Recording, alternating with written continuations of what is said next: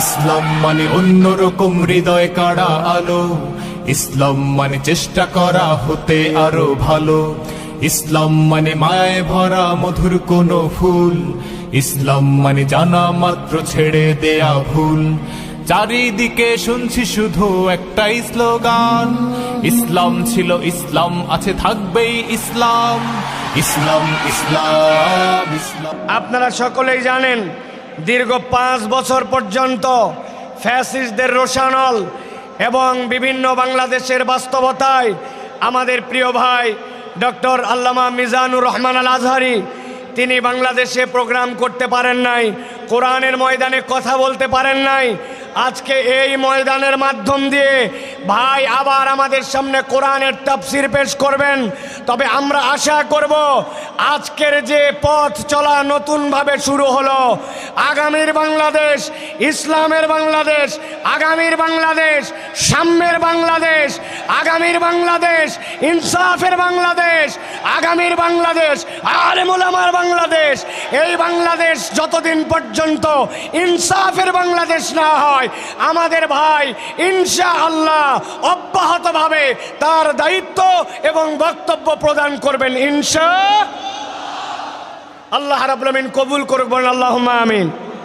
প্রিয় ভাইয়েরা, আমি আপনাদের কাছে অনুরোধ করব, এখানে লক্ষাধিক মানুষ, আপনারা যদি একটা ছোট্ট করে কথা বলেন তাহলে এই জায়গায় কোনো পরিবেশ থাকবে না, কোনো পরিবেশ থাকবে না। আমি প্রথমে আমার ক্যামেরাম্যানদেরকে বলবো, আমার মিডিয়ার ভাইদেরকে, আল্লাহর ওয়াস্তে চোখের ইশারায় কাজ করেন, আর কোনো কথাবার্তা বলা যাবে না। রাজি আছেন ইনশাআল্লাহ? কোনো কথা হবে না। শোনেন, আপনাদের কাছে আমি বলি, ক্যামেরাম্যান সহ আমাদের অডিয়েন্সদের জন্য, আপনারা গতকালকে আমাদের ভাইয়ের স্ট্যাটাসটা কি আপনারা দেখেছেন? উনি বলেছেন এইটি ইনশাআল্লাহ ওয়ার্ম আপ। ওয়ার্ম আপ মানে কি? গা গরম করার খেলা, গা গরম করার ম্যাচ। ভাই এটা রূপক অর্থে বুঝিয়েছেন। আপনাদের বিহেভিয়ার, আপনাদের আচরণ, আপনাদের পরিবেশ, এইগুলা দেখে নেক্সটের প্রোগ্রামের জন্য আপনাদের কি করণীয় এবং আপনাদেরকে অ্যালাউ করা হবে কি হবে না এই সিদ্ধান্ত আসবে। সুতরাং আমরা এমন কিছু না করি যেটা আমাদের মাহফিলের সৌন্দর্য নষ্ট করে। আমরা সকলে সেই দিকে সচেতনভাবে খেয়াল রাখি। আমরা সকলে মিলে যদি একটা চমৎকার পরিবেশ উপহার দেই, তাহলে ইনশাআল্লাহ আমরা এটা প্রমাণ করতে পারবো যে কোরআনের ময়দানের জন্য, তাফসীরের ময়দানের জন্য বাংলার মাঠ প্রস্তুত আছে ইনশাআল্লাহ। প্রত্যেকটা জেলা, বিভাগ, বিভিন্ন জায়গায় আমরা প্রোগ্রাম করতে পারি, ঠিক কি না? এই জন্য আমাদের সহযোগিতা দরকার। আল্লাহ আমাদের সকলকে এই সহযোগিতার মন মানসিকতা নিয়ে কোরআনের পক্ষে কাজ করার মতো তৌফিক দান করেন, বলেন আল্লাহুম্মা আমিন। প্রিয় ভাইয়েরা, জুমা পূর্ব এই সংক্ষিপ্ত অধিবেশনে আমি আপনাদের কাছে মূল্যবান একটি বিষয় থেকে সংক্ষিপ্ত কিছু কথা বলবো। প্রিয় ভাইয়েরা, সময় অত্যন্ত সংক্ষিপ্ত, কিন্তু বিষয়টা অত্যন্ত গভীর। আজকে আমরা এই সংক্ষিপ্ত সময়ে যে বিষয়টিতে কথা বলতে চাই সেটি হচ্ছে, মানুষ এই দুনিয়ার জীবন যখন শেষ করবে, দুনিয়ার জীবন শেষ করে মানুষ আবার আল্লাহ রাব্বুল আলামিনের সামনে যাবে। যখন মানুষ আল্লাহ রাব্বুল আলামিনের সামনে যাবে এবং আল্লাহর কাছে তার আমলনামা নিয়ে উত্থিত হবে, দুনিয়ায় যেরকম ঘরে পর্দায় সকল মানুষ একসাথে থাকে, ওই দিন আল্লাহ রাব্বুল আলামিনের সামনে সব মানুষ একভাবে উঠবে না। হাসরের ময়দানে মানুষদেরকে আল্লাহ রাব্বুল আলামিন হিসাবের বেলায় 4 দলে বিভক্ত করবেন। হাসরের দিনে হিসাবের বেলায় মানুষ কয় দলে বিভক্ত হবে? সকলে কথা বলেন নাই, সকলকে একসাথে বলতে হবে। হাসরের দিনে বিচারের বেলায় মানুষ কয় ভাগে বিভক্ত হবে? সকলে হাতগুলা নিচে নামান। আমি যখন জিজ্ঞাসা করব, সব কথা বন্ধ, সব কথা বন্ধ করে আপনাকে এখন আলোচনার কথায় উত্তর দিতে হবে। হাসরের দিনে বিচারের বেলায় মানুষজন কয় দলে বিভক্ত হবে? 4 দলে। গভীর মনোযোগে শোনেন, আমরা সংক্ষিপ্ত সময়ে 4 দলের পরিচয় এবং কোন দল আল্লাহর কাছে সফল হিসেবে বিবেচিত হবে সেই দলে যেন আমাদের নাম অন্তর্ভুক্ত হয়, সেই কথা কয়টি শুনেই আমরা ইনশাআল্লাহ আমাদের কথা শেষ করব। আল্লাহ যেন আমাদেরকে আমলের নিয়তে কথাগুলি শোনার তৌফিক দান করেন, বলেন আল্লাহুম্মা আমিন। আল্লাহ রাব্বুল আলামিন কুরআনুল কারীমের সূরা মুমিনের মধ্যে আল্লাহ রাব্বুল আলামিন কিয়ামত পর্যন্ত আগত মানুষদের জন্য বলছেন, দুনিয়ার মানুষ ভালো করে খেয়াল করো। আল্লাহ বলছেন, আফা হাসিবতুম আন্নামা খলাকনাকুম আবাসা, তোমরা কি মনে করো নাকি তোমাদেরকে দুনিয়াতে অযথায় বিনা কারণে কোন রকম আল্লাহ রাব্বুল আমিনের উদ্দেশ্যহীন তোমাদেরকে সৃষ্টি করা হয়েছে নাকি? আল্লাহ বলছে, না, দুনিয়ার মানুষ তোমাদেরকে বিনা কারণে উদ্দেশ্যহীনভাবে সৃষ্টি করা যেমন হয় নাই, সেরকম এইটাও তোমরা ভাবো নাকি? ওয়া আন্নাকুম ইলাইনা লা তুরজাউন, আল্লাহর কাছে তোমাদেরকে বোধহয় ফেরত আসতে হবে না। আল্লাহ এর দ্বারা বোঝাতে চান, বান্দা তোমাকে অযথাই সৃষ্টি করা হয় নাই, আবার আল্লাহর কাছে তোমাকে ফেরত অবশ্যই আসতে হবে, ঠিক কি না?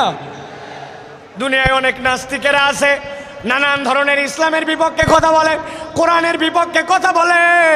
আমরা মাঝে মাঝে বলি দুনিয়ায় কোরআনকে অস্বীকার করুক, এরকম দুঃসাহস অনেকে দেখায়, অনেক কথা বলে, কিন্তু তাদের কাছে আমাদের চ্যালেঞ্জ, পুরা কোরআন তোমাকে অস্বীকার করতে হবে না। তোমার যদি সাধ্য থাকে, আল্লাহ কোরআনুল কারীমের মধ্যে বলেছেন, কুল্লু নাফসিন যায়িকাতুল মাউত, এই দুনিয়াতে যে জীবন নিয়ে এসেছে তাকে মৃত্যুবরণ করতে হবে, পুরা কোরআন অস্বীকার করতে হবে না। তোমার সাধ্য থাকলে 100, 150, 200 বছর বেঁচে দেখাও।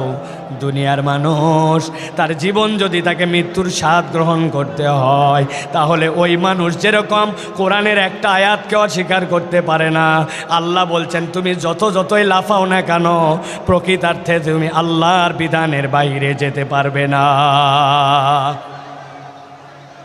আল্লাহ রাব্বুল আমিন বলছেন, যেহেতু আল্লাহ রাব্বুল আমিন তোমাকে অযথা সৃষ্টি করেন নাই, আল্লাহ রাব্বুল আমিন তোমাকে যৌক্তিক কারণে তার কাছে ফেরত আসতে হবে, এটাও স্মরণ করায় দিচ্ছেন। এবার আল্লাহ নিজের পরিচয় দিচ্ছেন, ফাতাআলাল্লাহুল মালিকুল হক লা ইলাহা ইল্লা হুয়া রাব্বুল আরশিল কারীম।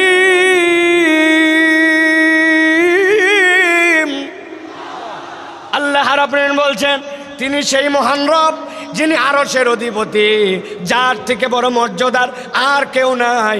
আল্লাহ নিজে বলছেন সেই আরশের অধিপতি। তোমাদেরকে বুঝাতে চান তোমাদেরকে অযথাই সৃষ্টি করা হয় নাই, আর আল্লাহর কাছে তোমাকে ফেরত আসতে হবে। এই জন্য আল্লাহ বলছেন, ওয়া মাইয়াদউ মাআল্লাহি ইলাহান আখার, তোমাদের মধ্যে থেকে আল্লাহকে যে ইলাহ ছাড়া, আল্লাহ ছাড়া অন্য কাউকে ডাকো তোমরা, অনেক সময় আল্লাহ ছাড়া অন্যের কাছে সাহায্য চাও, আল্লাহ ছাড়া কেউ ভালো মন্দ করতে পারে এরকম বিশ্বাস করো। আল্লাহ বলছেন, লা বুরহানা লাহু বি, আল্লাহ বলছেন এটার কোনো প্রমাণ নাই। আল্লাহর পুরা সৃষ্টি জগৎ সাক্ষ্য দেয় আল্লাহ ছাড়া আসলে কোনো রব নাই, প্রকৃতার্থে কোনো মাবুদ নাই। আল্লাহ বলছেন, ফা ইন্নামা হিসাবুহু ইনদা রাব্বিহি, জেনে রাখো আল্লাহর কাছে তোমাকে হিসাব দিতে হবে। ইন্নাহু লা ইউফলিহুল কাফিরুন, আল্লাহ বলছেন, রব্বুল আমিন তোমাদেরকে বলছেন, আল্লাহকে যে অস্বীকার করে, আল্লাহকে যে মানে না, আল্লাহ গ্যারেন্টার হচ্ছেন সে কখনো সফল হতে পারবে না। তাহলে আল্লাহ রাব্বুল আলামিন বলছেন কাফের মুশরিকরা কখনো সফল হতে পারবে না।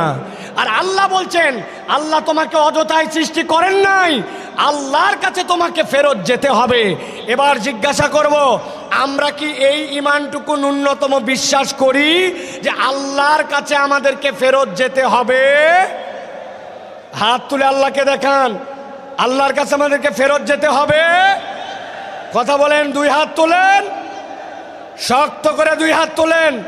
যারা যারা বিশ্বাস করি আল্লাহ আমাদেরকে অযথাই সৃষ্টি করেন নাই, আল্লাহর কাছে ফেরত যেতে হবে, হাত তুলে আল্লাহকে দেখান।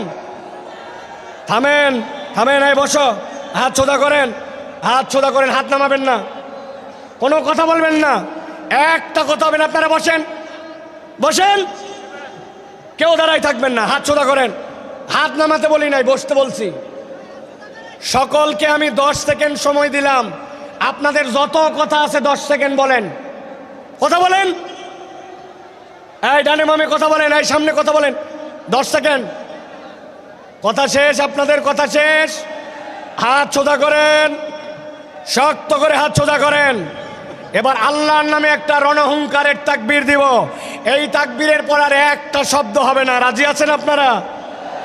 পেকুয়ার ময়দানে আজকে যত তাকবীর দিয়েছেন, এই তাকবীরটা সবচেয়ে বলিষ্ঠ কণ্ঠে আল্লাহর জন্য দিতে হবে। রাজি আছেন? যারা আছেন তারা হাত শক্ত করে তোলেন, শক্ত করে তোলেন। সোজা হয়েছে? এবার হাতটা বুক বরাবর না, নেই বরাবর, বুক বরাবর নিছেন সবাই।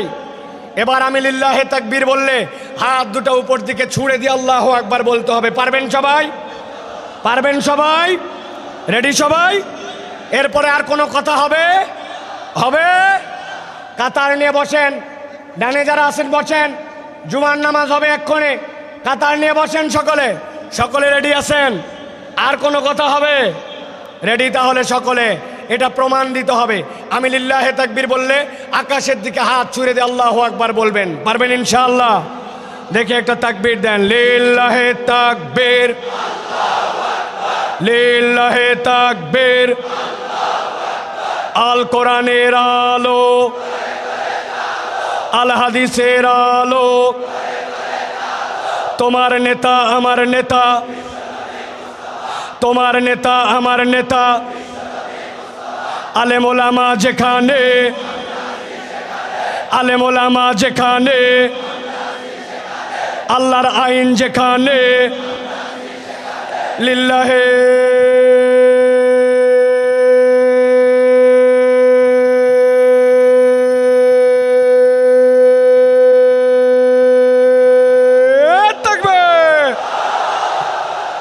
আলহামদুলিল্লাহ। চুপ করে সবাই বসে পড়েন, আর কোনো কথা বলবেন না। বসেন সবাই, আর কোনো কথা নাই। সাউন্ড চলে গেছে। প্রিয় ভাইরা, সাউন্ড কই? সাউন্ড সাউন্ড সাউন্ড নাই। প্রিয় ভাইরা, তাহলে আমরা সংক্ষিপ্ত সময় একদম আমরা আজকে জানার চেষ্টা করব হাসরের ময়দানে মানুষ মূলত আল্লাহর কাছে 4 ভাবে তার আমল নামা নিয়ে উত্থিত হবে। কয়ভাবে? 4 ভাবে। 1 নম্বর, আল্লাহ বলছেন একদল লোক বিনা হিসাবে জান্নাতে যাবে। সুবহানাল্লাহ বলেন। আরেক দল লোক বিনা হিসাবে জাহান্নামে যাবে। নাউজুবিল্লাহ বলেন। আরেক দল লোক হিসাব হবে, কিন্তু হিসাবটা আল্লাহ সহজ করে দিবেন, জান্নাতে যাবে। আরেক দল লোক হিসাব হবে, কিন্তু হিসাবটা এমন কঠিন হবে ওই ব্যক্তিরা আল্লাহ রাব্বুল আলামিনের কাছ থেকে নিষ্কৃতি পাবে না। এই 4 দলের মধ্যে সবচেয়ে সহজ দল হবে তারা, যেই মানুষগুলা আল্লাহ রাব্বুল আলামিনের কাছে গুনাহ থাকবে, অপরাধ থাকবে, কিন্তু আল্লাহ রাব্বুল আলামিন তাদেরকে ক্ষমা করে দিয়া বিনা হিসাবে জান্নাতে পাঠাবেন। আমরা বিনা হিসাবে জান্নাতে হতে চাই কিনা? চাই কিনা? ভালো করে খেয়াল করেন। আল্লাহ রাব্বুল আলামিন বলছেন একদল লোক আল্লাহ রাব্বুল আলামিনের সামনে গুনাহ খাতা থাকবে, কিন্তু আল্লাহর কাছে আসার আগে ওই মানুষগুলো আল্লাহর কাছে তওবা করেছে। আমার নবী বলছেন কেমন তওবা করছে জানো নাকি? আল্লাহ নবী বলছেন আত-তাইয়িবু মিনাজ যামবি কামান লা যামবালা। এমনভাবে তওবা করছে ওই বান্দাটার যেন গুনাহই ছিল না। আল্লাহ রাব্বুল আমিন বলছেন সূরা ফুরকানের মধ্যে, আল্লাহ বলছেন যেই বান্দাটা তওবা করবে, তওবা করার পরে ওই বান্দাটা আল্লাহ রাব্বুল আমিনের কাছে ক্ষমা চাবে, আল্লাহ রাব্বুল আমিনের কাছে যে ক্ষমা চাইবে সেইটা শর্ত মতো তার জন্য হওয়া লাগবে। আল্লাহ কোরআনে বলছেন ইল্লা মান তাবা ওয়া আমানা ওয়া আমিলা আমালান সালিহা ফাউলাইকা ইউবাদদিলুল্লাহু সাইয়্যাতিহিম হাসানাত। আমার আল্লাহ রাব্বুল আমিন বলছেন তাদের মধ্যে থেকে যারা তওবা করে আর তওবা করার পরে ঈমানের সাথে তওবা করেছে, তওবা করে বসে থাকে নাই, ওয়া আমিলা আমালান সলিহা, এরপরে বান্দা নেক কাজ করেছে, আর বান্দা ঈমানের সাথে যখন নেক কাজ করে আল্লাহ বলছেন রব তার তওবাকে এমন পছন্দ করেন, আল্লাহ বলছেন ফাউলাইকা ইউবাদদিলুল্লাহু সাইয়্যাতিহিম হাসানাত, আল্লাহ তাদের যাবতীয় গুনাহ খাতা যা ছিল সবগুলাকে নেক দিয়ে পরিবর্তন করায় দিবেন। ওয়া কানাল্লাহু গফুরুর রহিমা, আল্লাহ বলছেন নিশ্চয় আল্লাহ রাব্বুল আমিন বান্দাদের জন্য গফুর, ক্ষমাশীল, বান্দাদের জন্য দয়াদ্র। এত বড় মাহফিল আসলাম আর হই হই করলাম, জোরে জোরে স্লোগান দিলাম আর চলে গেলাম, কোনো লাভ হবে না। আমাদের জন্য ভালো করে বোঝেন, আল্লাহ রাব্বুল আমিন বলছেন আজকের ময়দানে আপনি আসছেন, আল্লাহর কাছে আপনি শপথ নেন রব্বুল আমিন আমার গুনাহ আছে, আমার অপরাধ আছে, আমার ভুল আছে, কিন্তু আমি আজকে তওবা করতেছি রব, তুমি আমার একমাত্র ইলাহ, ওই ইলাহ হিসাবে সাক্ষ্য দেওয়ার পরে আমার ভুল থেকে আমি সরে আসতে চাই। বান্দা যদি একবার আল্লাহকে ইলাহ হিসাবে গ্রহণ করে আর গ্রহণ করার পরে আল্লাহর কাছে তওবা করে, রব্বুল আমিন বান্দাকে মাফ করে দিবেন। মুফাসসিররা ব্যাখ্যা করেছেন ওয়াল্লাযীনা ইউওয়াহ্হিদুনাল্লাহ ওয়া লা ইয়াদউনা ওয়া লা ইয়াবুদুনা ইলাহান গায়রাহ, আল্লাহর কাছে ঈমান আনার মানে কি? আল্লাহর তাওহীদে আপনাকে অটল হতে হবে, আল্লাহ রাব্বুল আমিন ছাড়া কারো সাথে ইবাদত করা যাবে না এবং আল্লাহ ছাড়া কাউকে ডাকা যাবে।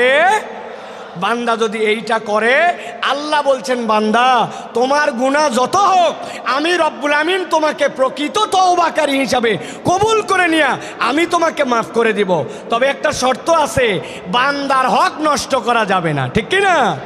আপনি দেশের টাকা বিদেশে পাচার করে দিবেন, আপনি দেশের হরিলুট করে ফেলবেন, রাস্তাঘাট খেয়ে ফেলবেন, আপনি দেশের বিভিন্ন জায়গায় জালিয়াতি করবেন, যেই প্রজেক্ট অল্প টাকায় হয় ওইটা 10 গুণ 20 গুণ বাড়াবেন, এরপরে শেষ বয়সে এসে আল্লাহর কাছে তওবা করবেন, মাপ পাওয়ার কোনো সুযোগ নাই।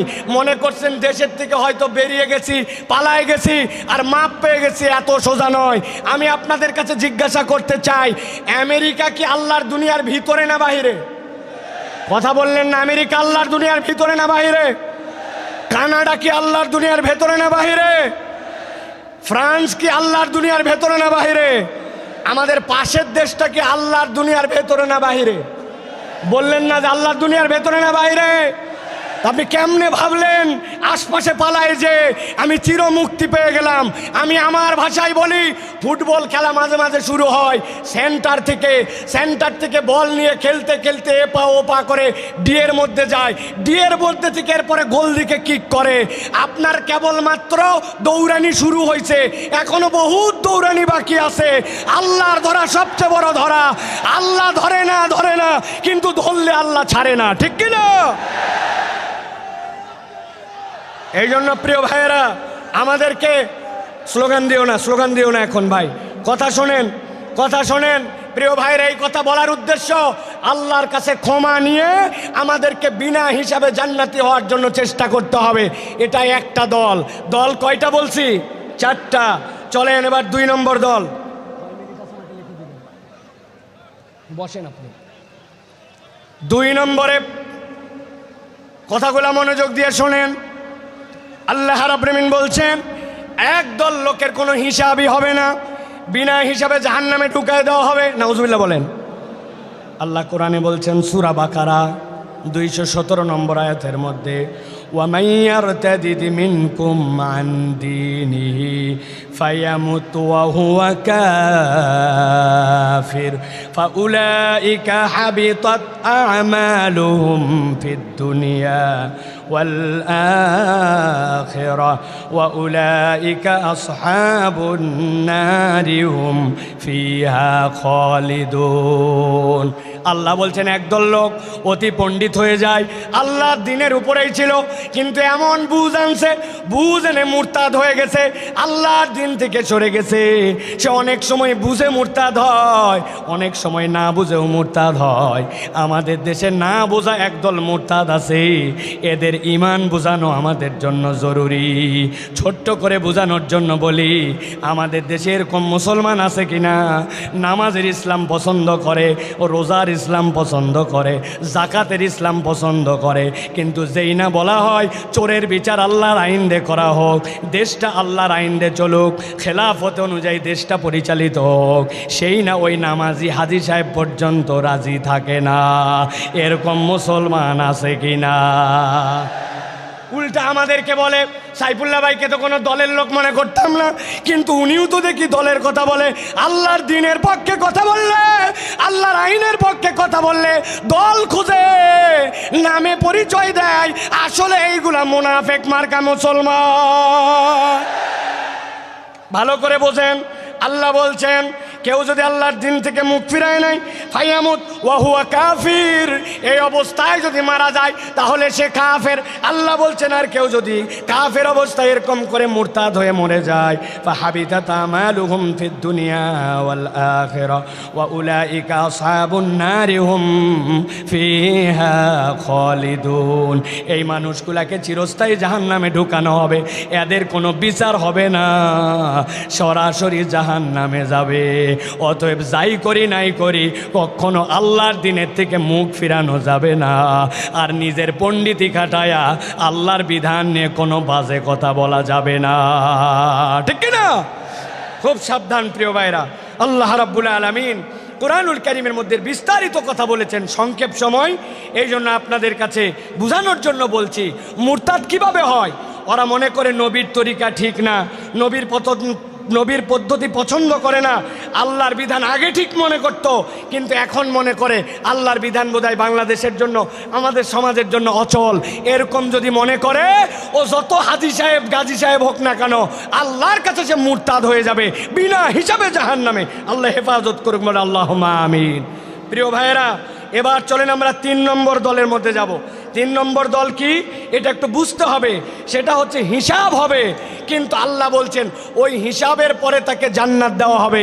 তবে হিসাবটা তার জন্য যে হবে, ওই হিসাবটাতে তার আমল নামায়, আমলটা পরিমাপে দেখা হবে না, আমলটা ওজনে দেখা হবে। কিসে দেখা হবে? কথা বলেন, আমল কি আমাদের পরিমাপ হবে না ওজন হবে? আমার দিকে তাকান, কি হবে?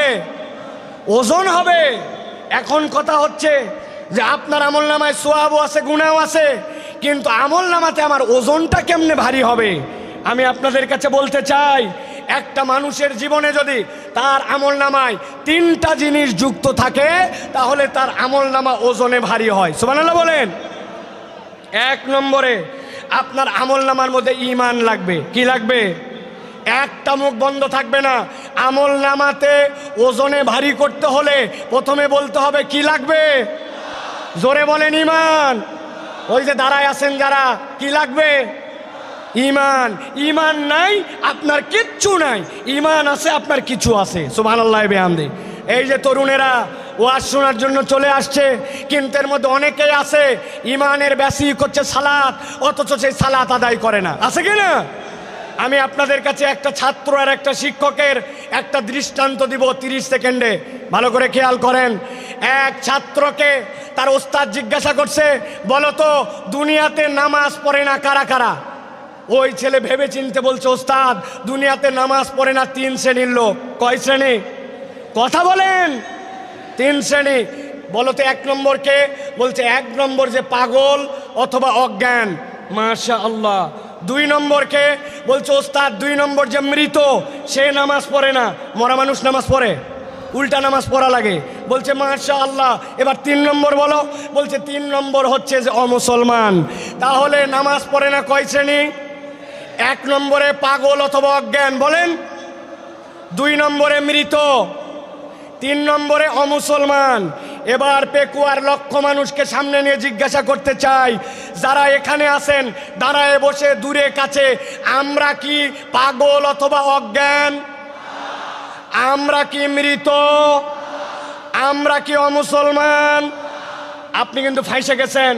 আপনি আগামীকালকে নামাজ পড়েন নাই, বলছে এই তুই কি পাগল? বলছে না। তাহলে মরা না, অমুসলমান না। তো আপনি পাগল না, মরা না, অমুসলমান না, আপনি নামাজ পড়বেন না, তা হবে না, ঠিক কিনা? ঈমানের পরে সবচেয়ে গুরুত্বপূর্ণ এইটা হচ্ছে আপনার আমার জন্য সালাত। তাহলে আমলে ওজন বাড়ানোর জন্য কাজ 3টা। 1 নম্বর ঈমান লাগবে। কি লাগবে? 2 নম্বর লাগবে নিয়ত সহি লাগবে, আপনার নিয়তটা বিশুদ্ধ লাগবে। নিয়ামতুল্লাহ নিজামীর কথা, মোটরসাইকেলে আসতে আসতে আমার চোখটা ছলছল হয়ে গেছে। বল সাইফুল্লাহ ভাই, এত লক্ষ লক্ষ লোক দেখানোর জন্য আয়োজন করি নাই। আমার আব্বা ইন্তেকাল করে গেছেন, এলাকাবাসী অনেক মানুষ মারা গেছে। একটা লোক যদি দোয়া করে, আমার বাপ যদি সেখান থেকে নিষ্কৃতি পায়, আর মানুষ যদি কোরআনের বার্তা নিয়ে কোরআনের পক্ষে বাড়িতে যায়, আমার আয়োজন সফল ভাই। একটু দোয়া করবেন। নিয়ামতুল্লাহ যদি মনে করতো অনেক টাকা দিছে, দেখ কত বড় আয়োজন করি, আয়োজনের 1 পয়সাও দাম নাই। এই জন্য আমলটা লাগবে ইখলাসের সাথে, আল্লাহর জন্য, ঠিক কি না? আমল করব কার জন্য? আল্লাহর জন্য। আর আমল নামায় যদি ওজন বাড়াতে চান, 3 নম্বর পয়েন্ট হচ্ছে নবীর তরিকায় করা লাগবে। কার তরিকায়?